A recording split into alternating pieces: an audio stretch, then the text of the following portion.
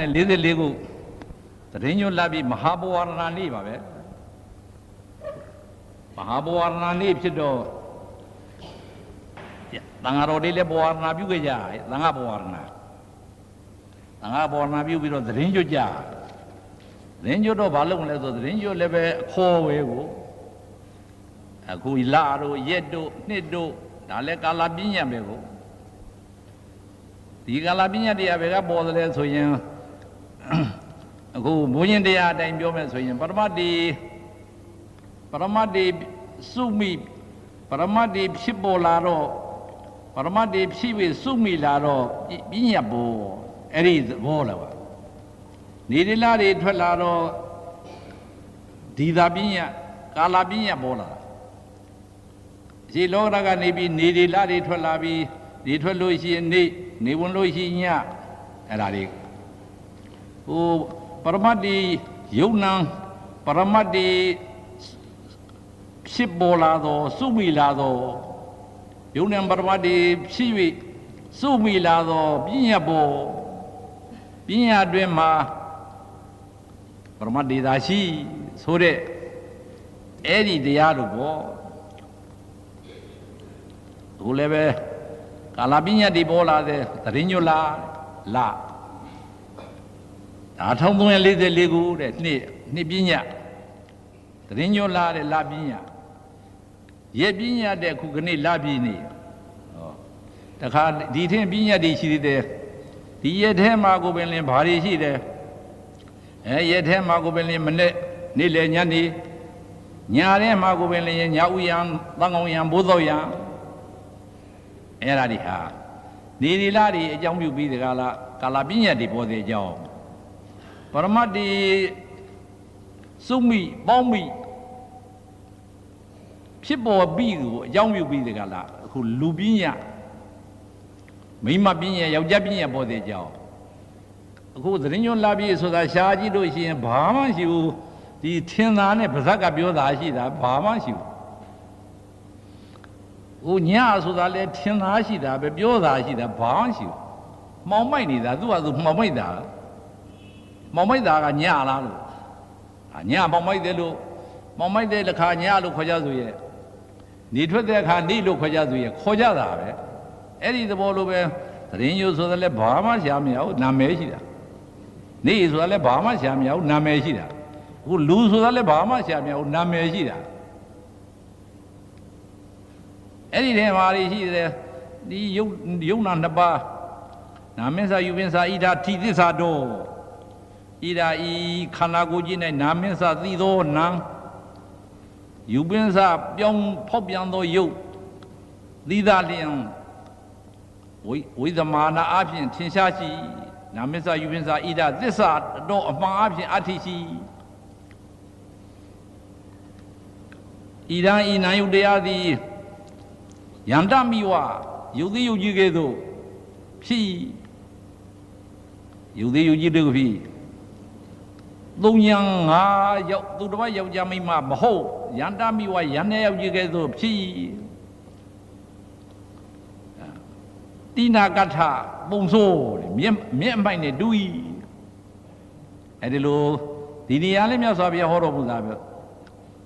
နာမင်းစာယူမင်းစာဣဒာတိသစ္စာတော်သုံးရမိတံယန္တမိဝပုံစိုးတိနာကထသတိသောအဲ့ဒီလိုဟောတဲ့ဟာလဲခုခန္ဓာမိုက်ဤကို၌သာဆိုတဲ့လင်္ကာတိုင်းပါပဲအဲ့ဒါတွေကြားတာအဘိဓမ္မာတွေပေါ့ပရမတ်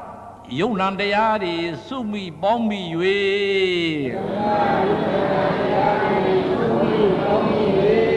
ယောက်ျားမိန်းမပညာပေါ်ယောက်ျားမိန်းမပညာခေါ်ပညာခေါ်ဆိုတာကသတ္တပညာပေါ်ဆိုတဲ့ဥစ္စာကတော့အကောင်ထဲပေါ့အကောင်ထဲကအထပညာအဲ့ဒီထဲမှာပညာအတွင်းမှာဘာတွေရှိလို့ပညာအတွင်းတော့ဘာမှမရှိဘူးဒီယုတ်နဲ့နာရှိတာအဲ့ဒီယုံနဲ့နန္ဒီတဲကခုဟောနေတဲ့တရားကဟိုနန္တရားကိုဟောနေ နန္တရားဟောနေတော့ဒီနန္တရားတွေလို့မနောသမုဒ္ဒသုတ်တံကိုစကြမယ်ဆိုရင်မနောသမုဒ္ဒသုတ်တံဆိုတာမနဆိုတဲ့မနောဓဝါယကသမုဒ္ဒရာမနဒီသမုဒ္ဒရာဘာလို့သမုဒ္ဒရာလဲနေကျရှိလျက်ဘေးရန်နေမြာသမုဒ္ဒရာဟုခေါ်သမုဒ္ဒရာလို့နေလဲနေကျလဲကျရှိလဲရှိဘေးရန်နေလဲမြာမနောသမုဒ္ဒရာ၌ဘေးရန်ဘယ်နှပါးရှိသည်၄ပါးလိုင်းပြီဝေးပြီငမန်းငစင်ပြီဘီလူရက်ခိုက်ပြီနို့အရှင်ဘုရားလူရင်းမနောဆိုတာလူရင်းဆိုတော့နဲ့လူရင်းဖက်နဲ့လှိုင်းနေလို့ဝေးပြီငမန်းငစင်တွေကဘယ်လိုလာတာတော့အဲ့ကတင်စားဟောတာလှိုင်းဆိုတာကလည်းပဲအကုသိုလ်ဝဲဆိုတာလည်းအကုသိုလ်ငမန်းငစင်ဆိုတာလည်းအကုသိုလ်ဘီလူရက်ခိုက်ကလည်းအကုသိုလ်အဲ့တော့ပေါင်းလိုက်လို့ရှိရင်မနခေါ်တဲ့သမုဒ္ဒရာထဲမှာဘာလီသာလှိုင်းဝဲရရှိပါသည်ကိလေသာကိလေသာလှိုင်းကိလေသာလှိုင်းရှိသည်ကိလေသာဝဲရှိသည်ကိလေသာငမန်းရှိသည်ကိလေသာဘလူးရှိသည်ဒါပဲမနောသမုဒ္ဒရာတွင်၌စင်တိုင်းစင်တိုင်းကြတိုင်းကြတိုင်းကိလေသာလှိုင်းရှိသည်ဝဲရှိသည်ငမန်းငစင်ရှိသည်ဘီလူရက်ခိုက်ရှိသည်ကိလေသာပါပဲဘသူတည်းသိဉာဏ်ကိလေသာဆိုတာအဓိကအဖြစ်တဏှာမာနဒိဋ္ဌိပေါ့ငါကိုငါဟာငါဥစ္စာအဲ့ဒီငါကိုငါဟာငါဥစ္စာကိုထင်သာဟာသာမြတ်စွာဘုရားကလှိုင်းပဲဒါကိုပင်ဝေးပဲဒါကိုပင်လျင်ငမန်းငစင်ပဲဒါကိုပင်လျင်ဘီလူရက်ခိုက်ပဲလောကဥပမာနဲ့တင်စားပြီးဟောအဲ့ဒီထဲမှာယောအကျင့်ပုဂ္ဂိုလ်ဒီကြမယ်ဆိုတာဘယ်လိုကြလဲကြဆိုတာကတော့တခြားမဟုတ်မနောမှာဓမ္မယုံထင်လာကြမနော၌ဓမ္မယုံထင်လာလို့ရှိအာယုံထင်လာလို့ရှိကြလို့ရှိရင်ဖေးရင်ဖေးမဖေးရင်ခုနကလှိုင်းပေးဝေးပေးရအောင်မနော၌ဓမ္မယုံထင်လာသည်ရင်းသည်ပင်မနောသုဒ္ဓရာကြတော့မနောဓမ္မယုံထင်လာခြင်းသည်ပင်မနောသုဒ္ဓရာကြတော့တာပဲစက္ခုလည်းဒီတိုင်းပေါ့အစင်းမြင်လာခြင်းသည်ပင်စက္ခုသုဒ္ဓရာတဲ့ကြအတန်ကြားလာခြင်းသည်ပင်သောတာသုဒ္ဓရာတဲ့ကြအနန္တလာခြင်းသည်ပင်လည်းဂါနသုဒ္ဓရာတဲ့ကြခုပါဇက်ကလျာကအချိုးရှင်စငံဖန်ခါးတွေစားနေခြင်းသည်ပင်လည်းဇေဝသုဒ္ဓရာတဲ့ကြခန္ဓာကာယကနေပြီးအကောင်တို့အဆိုးတို့အပူတို့အေးတို့အကြံတို့နှုတ်တို့ထိခြင်းသည်ပင်လည်းကာသဗုဒ္ဓရာတဲ့ကြအခုဓမ္မယုံနေထင်လာခြင်းသည်လည်းမနောသုဒ္ဓရာတဲ့ကြလို့ရှိရင်သူပုဂ္ဂိုလ်ဟာဖြည့်ရင်ဖြည့်မဖြည့်လို့ရှိလှိုင်းနဲ့ရောက်ဝဲတဲ့ရောက်ငားတဲ့ရောက်ဘလူးတဲ့ရောက်ဖြည့်ဆိုတာဘယ်နဲ့ဖြည့်မလဲဆိုရင်ဖြည့်ဆိုတာကတော့ဒါငါဘုဘူးကောက်စားဘုဘူးပေါ့ကိုဘုဘူးကောက်စားဘုဘူးဒါယုတ်တရားနန္တရားပဲအာယုအာရမဏိကပဲမနောဓဝါယရဲ့ဓမ္မယုံရဲ့ဝိညာဉ်ရဲ့ဓဝါယဒါရရဲ့ဝိညာဉ်ရဲ့အာယုံပင်ဤသုံးခုကိုကိုယ်တော်အောင်ကြည့်ရဓဝါယဝိညာဉ်အာယုံပင်ထင်အောင်ကိုယ်အောင်ကြည့်ရတာအဲ့ဒါမကြအောင်ကြပြီတဲ့လို့လှိုက်မမိအောင်ဝဲမမိအောင်ထင်လာလို့ရှိကြလို့ရှိလို့မသိရင်လှိုင်းဝဲရောက်သွားတယ်မသိလို့ရှိရင်ဘာလေသာလှိုင်းဝဲတယ်ကြာရောက်ပါပြီကိလေသာလှိုင်းဝဲသိလျင်ဘာလေသာလှိုင်းဝဲကလွတ်ပါသည်ကိလေသာလှိုင်းဝဲအဲ့ဒါပဲပြောလို့တာကဒါဒီမနောသမုဒ္ဒရာဟာကနေ့လက်သသာသုံးသာဟောတာယောတံဝီကံသဟတိယောခြင်းပုဂ္ဂိုလ်သည်တံဝီကံထိုအာယုံထင်းလာတဲ့အခါမှာမပအောင်ပေါ့လေမလွဲအောင်ပေါ့မြင်တိုင်လို့ရှိရင် တော်တာပဲမေ့နေလဲမသိမေ့နေလို့မကြည့်လည်းမသိပြီးတော့မသိလို့မကြည့်လည်းမသိတာများသာပါဟိုအပေလေးဘဝသတ္တဝါတွေတရားမှမသိဘူးလူပြည်ကလူသတ္တဝါတွေကမသိကြလားဆိုမသိဘူးတော့တရားထုံနေတဲ့ပုဂ္ဂိုလ်တော့အစဉ်သိတာဆိုမသိဘူးသူသတိပြုတဲ့အခါသိတာဘလောက်တော့ခက်တဲ့တရားဆိုတာအဲ့ဒါကြည့်ပေါ့အခုတရားထုံနေတဲ့ပုဂ္ဂိုလ်တွေကောင်အစဉ်သိကြလားဆိုမသိဘူးကြည့်တဲ့အခါနှလုံးသွင်းတဲ့အခါသိတာပဲအဲ့ဒါမို့ဒီလိုင်းတွေကိုအဖမှန်အားထုတ်ပွားများတဲ့အခါကျတော့ဘာဖြစ်လာလဲဆိုတော့ဒီရန်ကန်လာတဲ့အတိုင်းပဲအကျဉ်သူတော်ကောင်းသည်သင်္ခါရီယုံနာတရားတို့ကိုဒီနည်းလက္ခဏာနည်းလက္ခဏာရေးသုံးပါးတို့ကိုအတန်လက်ခီးတည်ရှု၏အခုမနောဒွါယရဲ့ဓမ္မယုံရဲ့မနောဝိညာဉ်ရဲ့အဲ့ဒီသုံးပါးကိုကြည့်ဒါသင်္ခါရပဲကိုဒီနည်းလက္ခဏာနည်းအနိစ္စဒုက္ခအနတ္တကိုကြည့်တော့ဘာဖြစ်တယ်ဆိုရင်တသထူကြည်သောပုဂ္ဂိုလ်အားပြင်ဆက်ခန္ဓာ၅ပါးတို့သည်ကံထီဗန္ဒကုဏပံဝိယလေပင်ထွေးပြီးကမုတ်ဆွဲထားသလိုအင်မတန်ဆက်ဆုပ်တဲ့ကြောင်းသဗ္ဗေသင်္ခါရဒုက္ခသဗ္ဗေသင်္ခါရဖြစ်သမျှအလုံးစုံသောသင်္ခါရတရားတို့သည်ဒုက္ခခွေးသေးကောင်းဖို့လဲမှာတုတ်တဲ့ကဲ့သို့အလွန်ဆက်ဆုပ်ဖွယ်ကောင်းတဲ့ဒုက္ခအလွန်ဆက်ဆုပ်ဖွယ်ကောင်းတဲ့ဒုက္ခအလွန်ဆက်ဆုပ်ဖွယ်ကောင်းတဲ့ဒုက္ခအဲ့ဒါထာသလိတိတက္ကထာမှာလောကုတ္တရာစိတ်ဖွင့်ပြတဲ့အတိုင်းပဲအဲ့ဒီဖမှန်ကြည့်နေလို့ရှိထိုပုဂ္ဂိုလ်ယောဂီပုဂ္ဂိုလ်ဟာတဲ့ဆက်ဆုပ်စဉ်းစားတော့ဘယညာအာရိနဝညာနိဗ္ဗိနညာထင်သာပြောတာဘယညာအာရိနဝညာနိဗ္ဗိနညာမௌစိတကွယတာညာထင်ပုံပြောတာဒီခွေးချောမောလှပအောင်ဝတ်စားထားတဲ့မိန်းကလေးတယောက်ယောက်ျားလေးတယောက်ဒီပုစောနာနေတဲ့ခွေးစီကမုတ်ကြီးလေပင်တုတ်ထားတော့အင်မတန်ယွန်းရှားသလိုပဲဒီခါမှာတရားထုတ်တဲ့ခါမှာဘာနေအဲ့ဒီလိုယွန်းရှားဆက်ဆုပ်เสียထင်လာတယ်ထင်လာတော့ဒီသင်္ခါထင်လာတဲ့အတိုင်းပဲလေသင်္ခါရီသူနာရစတိသင်္ခါရတရားတို့၌မဖြစ်တဲ့သင်္ခါရရမမိဝညာဏံသင်္ခါရကိုကြည့်နေတော့ဉာဏ်သည်သင်္ခါရတော့သင်္ခါရမှာဟုတ်တာတိကျွတ်သွား၏အဲ့ဒါဟိုဒီလာတဲ့အတိုင်းဟိုပိဋိနာမင်းကြီးကိုရှင်နာဂသေနမထေမေးတယ်ပိဋိနာမင်းကြီးရှင်နာဂသေနမထေမေးတော့အရှင်ဘုရားနိဗ္ဗာန်ကိုဘယ်လိုများမြင်ပါလဲနိဗ္ဗာန်ကိုမြင်ဖို့ကိုအရှင်ဘုရားအမိန့်ရှိသမှာတရားထုတ်တဲ့ပုဂ္ဂိုလ်နိဗ္ဗာန်မြင်ဖို့ကိုမေးတယ်မေးတော့အရှင်နာဂသေနမထေကဥပမာနဲ့ပြောတယ်အသင်မင်းကြီးဥပမာတစ်ခုပြောမယ်မဟာရသမြတ်သောမင်းကြီးသင်ဒီသူနောဤနာတော့ဥပမာအဖြစ်ဒီပူလောင်ပြီးတဲ့ကလာနေတဲ့ယောဂီပုဂ္ဂိုလ်ဟာမြတ်စွာဘုရားဟောတော်မူတဲ့တရားတိုင်းကောင်းကောင်းကျင့်ပြီ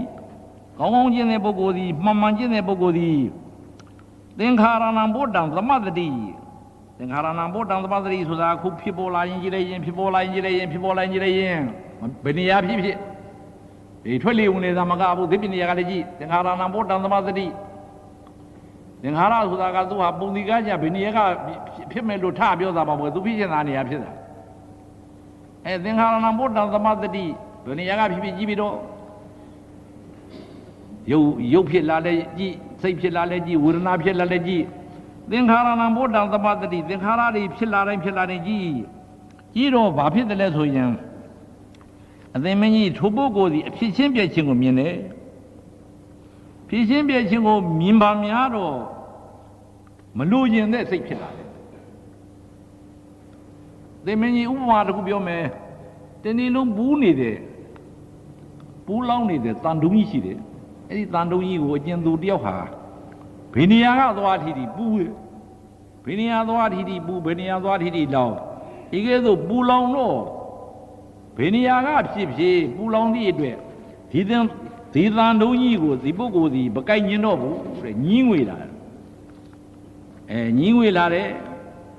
အဲ့ဒီလိုပဲအကျဉ်ယောဂီပုဂ္ဂိုလ်ဟာတရားထုတဲ့ယောဂီပုဂ္ဂိုလ်ဒီထွက်လေဝင်လေကြီးစိတ်ကြီးတဏှာကကြီးနေရာနှံ့ငါကြီးပေါ့လေ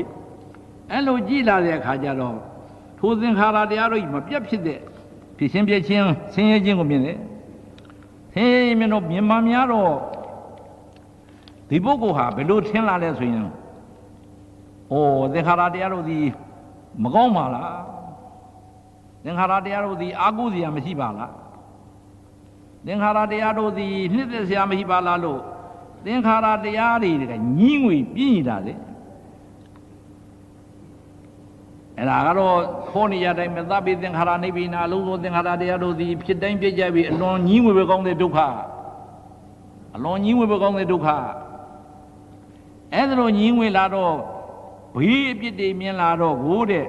ဒီပုဂ္ဂိုလ်မှာဘယ်လိုစိတ်ဖြစ်လာလဲဆိုရင်ဟာဒီတရားတွေမကောင်းဘူးဒီတရားတွေမရှိရင်ကောင်းတယ်ဒီတရားတွေရှိရင်မကောင်းဘူးဒီတရားတွေမရှိရင်ကောင်းတယ်တို့ဖြစ်လာတယ်ဒီခါမှာဖြစ်ခဲ့ပူရတဲ့ပုဂ္ဂိုလ်တွေဖြစ်လို့ရှိရင်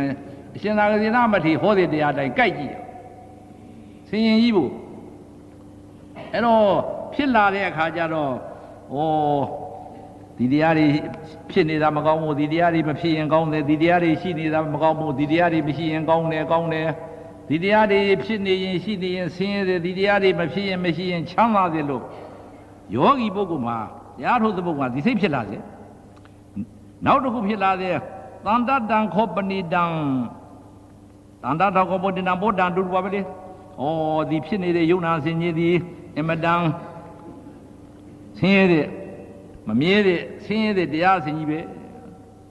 မမြဲတဲ့ဆင်းရဲတဲ့တရားစင်ကြီးပဲတို့မြင်လာတယ်တဲ့အမတန်ဆင်းရဲတဲ့တရားကြီးအမတန်ဒုက္ခတွေပဲဖြစ်လာတယ်သူစီဒုက္ခဘယ်လိုဖြစ်လာဆိုယတိကိုစီလဘိထအဘောတံစိတ်ဖြစ်လာဒီတရားမှာမဖြစ်တဲ့တရားမရောက်လို့ရှိကောင်းနေသွားယုံနာမဖြစ်တဲ့တရားယုံနာမရှိတဲ့တရားရောက်လို့ရှိကောင်းနေသွားဒီခါမှာယောဂီပုဂ္ဂိုလ်မှာဒီစိတ်ဖြစ်လာတယ်အဲ့လိုဖြစ်လာတော့အဲ့လိုမဖြစ်လို့ရှိအေတံသန္တံအေတံပဏိတံသင်္ခါရတရားတွေမရှိရင်မဖြစ်ရင်ငြိမ့်အေးအဲ့လိုဖြစ်လာတယ်အဲ့လိုဖြစ်လာတော့သူ့မှာဖြစ်လာတော့ဒီယောဂီပုဂ္ဂိုလ်ဟာအဘောတေစိတ်တံပက္ခန္တတိဒီလိုဖြစ်လာတဲ့အခါမှာသင်္ခါရတရားတွေမဖြစ်တဲ့ငြိမ့်တဲ့နိဗ္ဗာန်ကိုစိတ်ဒီတခါတည်းပြေးဝင်သွားတယ်စိတ်ရောက်သွားတယ်မဟာရသမြတ်သောမင်းကြီးတရားထုကနေသို့ထိုပုဂ္ဂိုလ်သည်စိတ်တံပတိရတိစိတ်သည်ထိုပုဂ္ဂိုလ်၏စိတ်သည်အလွန်ကြည်လင်း၏သံဖန်တတိအလွန်ရှင်လန်း၏တုဇယတိအလွန်နှစ်သက်၏ပဋိလာတံခောမေဒိဋ္ဌရဏငါမှာအာကိုရရပြီငါမှာကုဝေရပြီငါမှာချမ်းသာတဲ့တရားရပြီတို့ယောဂီပုဂ္ဂိုလ်မှာဘာမြောက်ရှင်လန်းခြင်းဖြစ်လာပါသည်ဝမ်းမြောက်ရှင်မဟာရသမြတ်သောမင်းကြီးဧဝံဤသို့လျှင်သမာပฏิပါဏောမြတ်စွာဘုရားဟောတော်မူတဲ့အတိုင်းကျင့်တဲ့ပုဂ္ဂိုလ်ဟာတဲ့အဲ့ဒီအတိုင်းပဲမြင်လာတယ်အဲ့ဒါရှင်နာဂတိနာမထေရကမိဏမင်းကြီးကိုတရားအထုတ်ဖို့အကျင့်ပြဟိုတရားထုတ်ဖို့အကျင့်ပြတဲ့တိုင်ယခုတရားထုတ်နေတဲ့ပုဂ္ဂိုလ်တွေလည်းပဲဒါဆင်ញင်ကြည့်ဖို့ဆင်ញင်တော့ဒီကဲတော့ငါဘာမြင်လားလို့ရှိရင်မမြင်သေးလို့ရှိမြောင်အားထုတ်မြင်လို့ကလို့ရှိလို့ရှိရင်ငါမြင်တာနဲ့ရှင်သာဂတိနာမထေရပရိသံပိတာပတ္တဆလာဘိယယဟန္တာမထေရဟောတဲ့တရားနဲ့ကြိုက်တော့ဘာမြောက်ပါသာဖြစ်နိုင်ပါသည်မြတ်စွာဘုရားသံဃာသာနဂုပြီကနေပြီးဒုတိတာနေရာဝရိသာကနေပြီးတဲ့ကလားသံဃာသာနဂုပြီဆင်းတော့ကြိုကြဆိုကြတဲ့မှာရှင်သာရိပုတ္တရာချီးမွမ်းထောပနာတဲ့တရားအတိုင်းမင်း လောကနာထောတုဝံဤကိုသရဏံသဗ္ဗပါဏိနံလောကီတရားသမောနတ္ထိတာရိဟိသနတံဘဟုံလောကနာထောလူသုံးပါတို့ဤကိုးစားရာစစ်ဖြစ်တော်မူသောမြတ်စွာဘုရားမြတ်စွာဘုရားသည်သဗ္ဗပါဏိနံလုံးစုံသောလူနာမြမသတ္တဝါတို့ဤကိုတပါးဒီသောသရဏံကိုးကိုရာစစ်ဖြစ်ပါသည်ဘုရားတရားမြတ်စွာဘုရားနှင့်သမောတူသောသူသည်လောကီလောက၌နတ္ထိမရှိပါဘုရားတို့ဝန်ရှင်မြတ်ဘုရားသည်ဘဟုံများစွာသောသနတံကျွတ်ထိုက်ကြညာဝိနည်းသတ္တဝါများကိုတာရိဟိ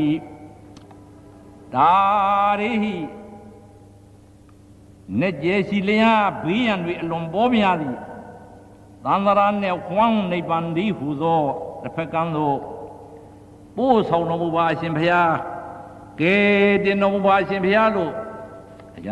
င်သာရိပုတ္တရာမြတ်စွာဘုရားချီးမွမ်းထောပနာတဲ့အတိုင်းပဲလျင်အခုလည်းပဲမြတ်စွာဘုရားချီးမွမ်းထောပနာတဲ့အတိုင်းမြတ်စွာဘုရားကဲတင်တော်မူပါဘုရားတပည့်တော်တို့ဆင်းရဲတဲ့သတ္တဝါတွေကိုပြစ်မထားပါနဲ့ဘုရားဗန္ဒီမြတ်စွာဘုရားဇနာနိဗ္ဗာန်မမြင်ကြသောပုထုဇဉ်သတ္တဝါတို့သည်ဒီကသမဝီအလွန်တရာနဲ့လှကျဲလာရှိလျက်လာသောဘောအစဉ်တိဟုသောမဟာနဝီသမုဒ္ဒရာသံဃာသမုဒ္ဒရာအတွင်း၌နိမုတ်ကာမကျွတ်နိုင်ရမလွတ်နိုင်ရပဲနိမြုပ်ဝိတ္တရပါသည်ဖျားအပဋ္ဌနာနိဗ္ဗာန်ဤဟုသောတောင်းတစရာလည်းမရှိပါဖျားအပဋိဋ္ဌာနိဗ္ဗာန်ဤဟုသောထောက်ရတရားလည်းမရှိပါဖျားတဟိကံပိခြာယထုထုဘဝ၌သာလျှင်စီရန်ကြပြင်းလာစွာသံဃာရန္တိကျင်လီပြီးသွားပြီတရားပါသည်ဖျားမြတ်စွာဘုရားနိဗ္ဗာန်မြင်ရတဲ့ပုထုဇဉ်တွေဟာအလွန်နဲ့အလွန်ကျအလွန်ရှိလျက်လာစွာသောဘဝဖြစ်စဉ်ကြီးထဲမှာ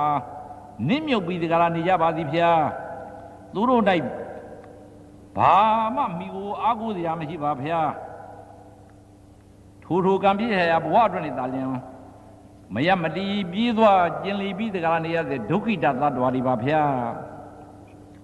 ဗန္ဒီများစွာဘုရားဧတာတခိယခုဖျားပွတ်တော်မူရာယခုခါ၌တုံမီအရှင်ဖျားတို့ကိုအာဂမ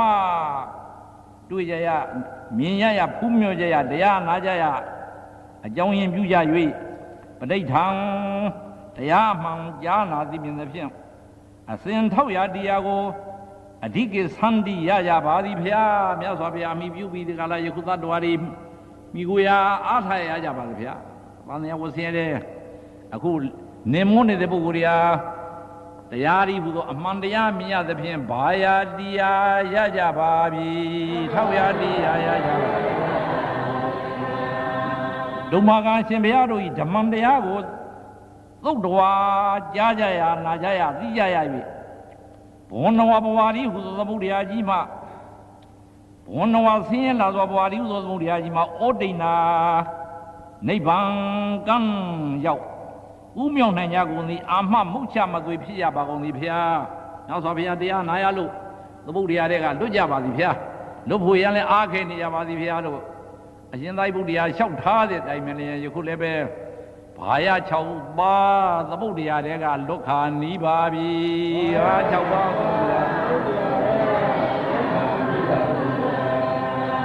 လုံးယူစားဖို့ရကတော့ဘာလို့လဲအခုမနောသုဒ္ဓရာထင်လာလို့ရှိရင်မနောဒွါရရဲ့ဝိအာယုံရဲ့ဝိညာဉ်ဤသုံးခုကိုခွဲကြည့်ဒွါရဝိညာဉ်အာယုံမင်းသုံးခုပါကွဲအောင်မြင်အောင်ကြည့်ဒွါရအာယုံဝိညာဉ်ပင်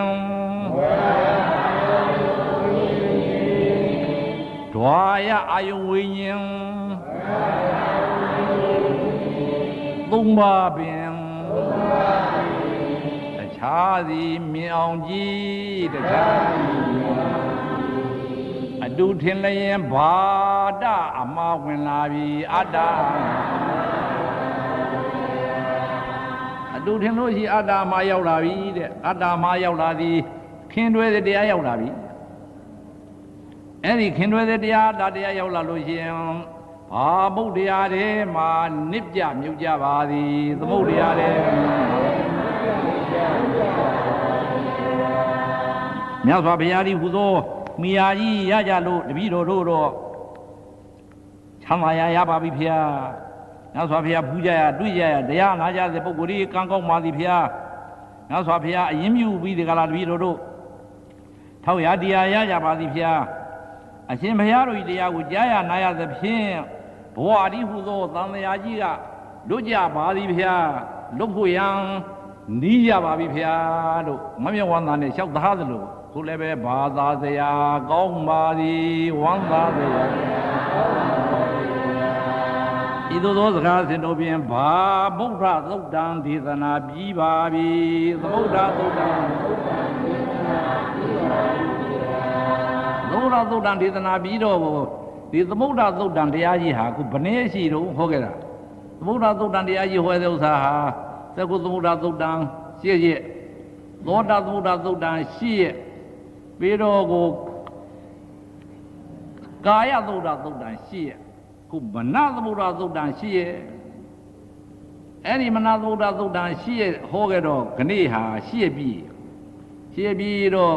ဒီသမုဒ္ဒရာကမ်းတဲ့ဘက်သို့ရောက်ဖို့ရဟာကတော့ခုပြောခဲ့တဲ့တရားအတိုင်းပဲဓဝါရဘေဟာဖြစ်6ဓဝါရကသက္ကုဓဝါရရဲ့ယူပါယုံရဲ့သက္ကုဝိညာဉ်သုံးပါးကွဲအောင်ကြည့်သောတာဓဝါရရဲ့သတ္တာယုံရဲ့သောတာဝိညာဉ်သုံးပါးကွဲအောင်ကြည့်ဂါဏဓဝါရရဲ့ဂန္ဓာယုံရဲ့ဂါဏဝိညာဉ်သုံးပါးကွဲအောင်ကြည့်ဇိဝါဓဝါရရဲ့ယသာယုံရဲ့ဇိဝဝိညာဉ်သုံးပါးကွဲအောင်ကြည့်ကာယဓဝါရရဲ့ဟောတပါယုံရဲ့ကာယဝိညာဉ်ကွဲအောင်ကြည့်မနောဓဝါရရဲ့ဓမ္မယုံရဲ့မနောဝိညာဉ်ကွဲအောင်ကြည့်ဒီသုံးပါးကွဲလို့ရှိရင်ဘာမထတရားကိုမြင်ပါပြီပရမထတရားကိုအဲ့ဒါပဲဒီဟာကြည့်ကြရှိတာဒီတော့သုံးပါးကြည့်ကြကအချက်က3ချက်ရှိတာဘာရှိတယ်ဆိုရင်ဒီဓဝါရရဲ့အာယုံဝိညာဉ်မြင်တော့ယုတ်တံ2ပါးကွဲသွားတယ်ဓဝါရရဲ့အာယုံဝိညာဉ်3ပါးမြင်လိုက်တဲ့ဥစ္စာဘာလို့ကြည့်တာဆိုယုတ်နဲ့နံကွဲအောင်ကြည့်တာ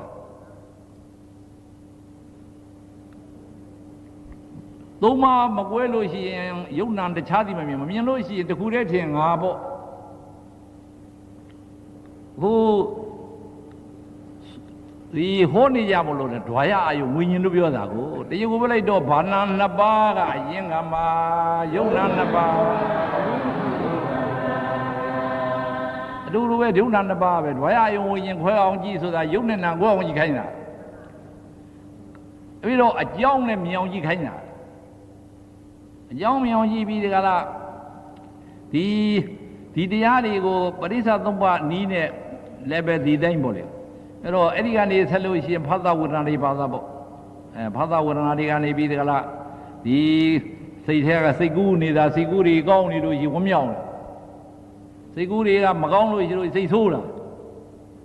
စိတ်ဆိုးလာတာကဒေါမနတဝေဒနာဖြစ်တာဝမ်းမြောက်လာတာကသောမနတဝေဒနာဖြစ်လာသည်ဒီဝေဒနာသည်ငါမဟုတ်ငါဥစ္စာမဟုတ်ဒေါမနတာဖြစ်ဖြစ်သောမနတာဖြစ်ဖြစ်ငါမဟုတ်ငါဥစ္စာမဟုတ်မနေ့တုန်းကဒီပြစ္ဆုတ်ပံဝတ္ထုကိုဟောခဲ့တယ်ဒီအတိတ်ဝတ္ထုကတော့ဘာလဲဆိုတော့အတိတ်ဝတ္ထုကတော့ဧကနိဗ္ဗာန်မှာလာတဲ့ဒီကုဒါလပါဏိတာသဘုရားတော်ကုဒါလပါဏိတာသဆိုတာဒိဗေကသာဘာလဲဒီတရားထုတ်တဲ့ပုဂ္ဂိုလ်မှာရကြည်လှုပ်ကြည်ရကြည်မလှုပ်ဖက်တဲ့ဆက်ရလှုပ်ဖို့ရပြောတာဒီနိုင်အောင်တဲ့နေရာဘာလဲပဲဒီပြင်ဟာအောင်သားနဲ့အာဟုသောတရားအောင်သားနဲ့မတူတဲ့ရောက်ကိုသိအောင်ဟောတာလှုပ်ရင်လည်းဆက်ရလှုပ်အောင်ရင်လည်းပဲအပြည့်ပြအောင်လို့အဲ့ဒါကိုမြတ်စွာဘုရားဒီကုဒါလပါဏိတာဇတ်တော်ကိုဟောတယ်အဲ့ဒီကုဒါလပါဏိတာဇတ်တော်ကတော့ဟိုရှိခါတုန်းကဘုရားအလောင်းတော်ထိဝေယောက်ျားဖြစ်ခဲ့ကုဒလပိုင်းတာဆိုတော့ဘုရားအလောင်းဟာဗာရာဏသီပြည်အနီးနားမှာထိဝေယောက်ျားဖြစ်အဲဒီနားမှာလေများလုတ်ကန်စားတော့အဲဒီနားမှာသူဘာရှိတယ်ဆိုရင်သူ့မှာရှိတာကဓမ္မတို့တရွင်းတို့ရှိတာဓမ္မတို့တရွင်းတို့ပေါတူးတို့ရှိတာပေါ့အဲဒီမှာသူတန်နိုင်သလောက်ထင်းများခုတ်တန်နိုင်သလောက်မြေများရဲထွန်ပြီးတကလားအသီးနှံလေးများစိုက်ပြူးစား တိုက်ပြူစားပြီးတကလားအဲ့ဒီတနေ့ကြတော့မလုပ်တယ်လဲဆိုတော့ဒီနေ့ကျတော့ဒါဒီဒုက္ခရောက်လာတဲ့တောထွက်မှာပဲဆိုပြီးတကလားယသိဝတ်ယသိဝတ်တော့ဒါဒီဆင်းရဲတယ်ဆိုပြီးယသိဝတ်ဓမ္မဓာတို့တော်ပေါတူးတို့အသာထားခဲ့တော်တော်ကြာကြတော့အချိန်ကြတော့ပြန်ပြီးလူထွက်ပြီးဒီလေဒီယာဒီထင်းခုတ်ပြန်ရောဒီလေလေးလုတ်ပြန်ရောဆင်းရဲလားဆိုပြီးတကလားတခါဒါဒီထားပြီးယသိလုတ်ပြန်ရောအဲ့ဒီလိုနဲ့ထွက်ကြည့်ဝင်ကြီး9ခါ6ခါရောက်အဲ့ဒီ6ခါရောက်တော့မှနောက်ပြီးဆုံးရောက်တော့ငါတော့6ခါရှိပြီဒီဓာလေးဒီပေါက်တူးလေးဒီတရွင်းလေးမဲ့နေတာနဲ့ဒီတခါတော့ဒီပေါက်တူးဒီဓာဒီတရွင်းတော့မျက်စိမိတ်ပြီးခင်းကမြစ်ထဲမျောလိုက်တော့မယ်ဆိုပြီးတော့အဘိပစွန့်တော့မလို့မျက်စိမိတ်ပြီးတခါတော့ခင်းကမြစ်